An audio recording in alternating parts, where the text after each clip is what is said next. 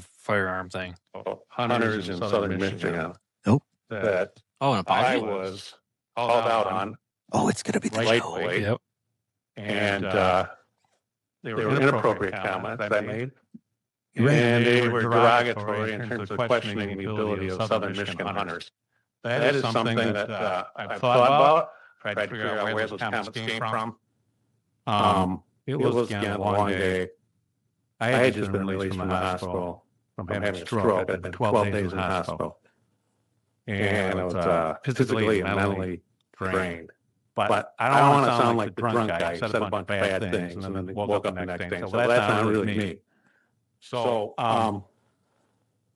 which is kind of what it sounds like. But Yeah. I will say that in the nearly 50 years of deer hunting that I've engaged in, I have run into some incidences. These are personal incidences. I had a friend of mine who took a number of incoming shots from a hunter on a neighboring property that were coming through a tree that he had a deer stand in.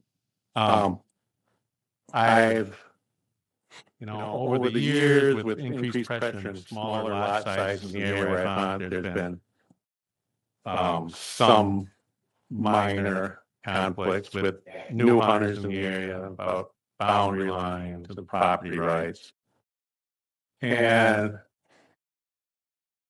I've also had situations in which there was a guy I was out hunting one time and there was a storm front coming through and I had to sort of rescue another hunter. I kind of helped him get himself back on the road and out of the woods, or on the road.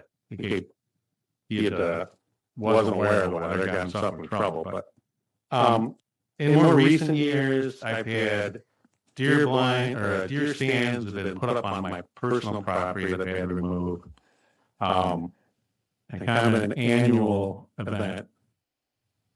I have an area where I go out to, I walk my dog on a city-owned piece of property. It's become a dumping ground for harvested deer. And I find it out because my dog gets them every year. And the same piece of property, this is a property that hunting's not allowed on, it's city-owned. And I've actually found a deer blind hidden back in there. So I've had personal experiences, but the mistake I made was I conflated those personal experiences with deer hunters on a large grand scale, and that was unwarranted. And I'm embarrassed by it, and I apologize for those statements. I appreciate that. Thank you. Yeah.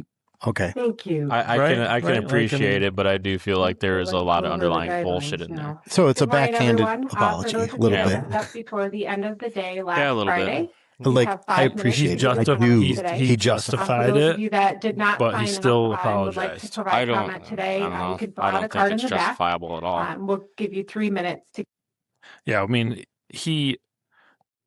what he did is what a lot of people do in general. For sure. With hunting, with fishing, with hobbies. Yeah. They let the couple bad people ruin the entire thing.